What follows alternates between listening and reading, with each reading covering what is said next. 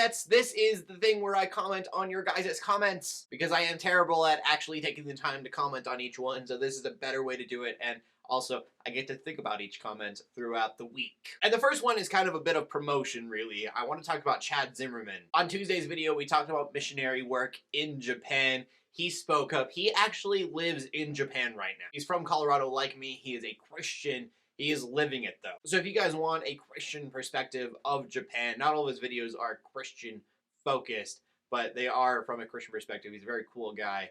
Does missionary work, I believe. Just really cool. You should definitely subscribe. I will leave his channel in the description down below. Also, I asked you guys all about your favorite Bible translations, and everybody has a different translation. I figured I would get everyone likes the New King James Version, or everybody likes the NIV version. Maybe a little bit of debating on which one's better, but I didn't get that. Everybody has something different, which is awesome. I believe the American Standard Version is the one that I was told is the most literal. I did a little bit of research because I had heard about it before, but didn't do any research until after I asked this question. I was like, what is the most literal? And for me, that's kind of a spectrum that I want. I want like the Message Bible, which, as someone mentioned, is a paraphrase of the Bible. It's not like a translation really at all, because there's so many words they leave out, just trying to make it easier to understand.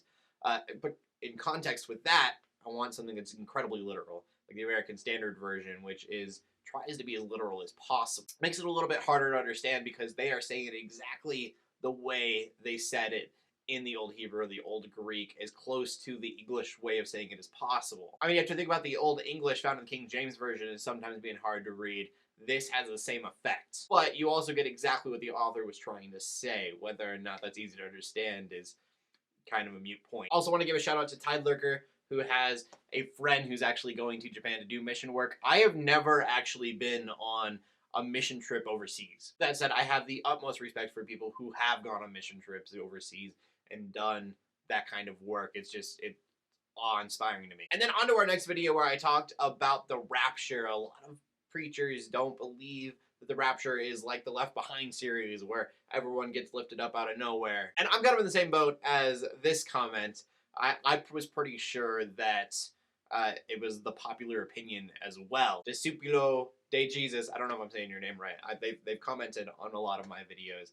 Very educated as far as the Bible goes. And it's really real. I'm so with you on just being confused by Revelation. I called it Revelations in my last video, and I felt so stupid because I caught it, and I'm hoping no one else did until now that I've brought it up. It's Revelation, not Revelations. That whole book is so weird. Mindblade says prehistoric, pre-mill. I have no idea what that means. Again, you're probably way more educated on this than I am. I really like what Caleb King said, though, in the end with all of this.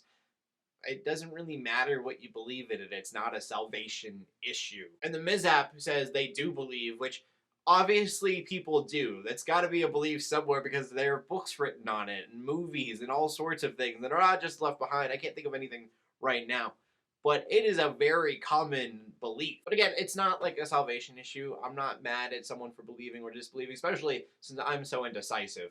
I hate being called indecisive, because usually I'm not. I'm just kind of, I see both sides to something.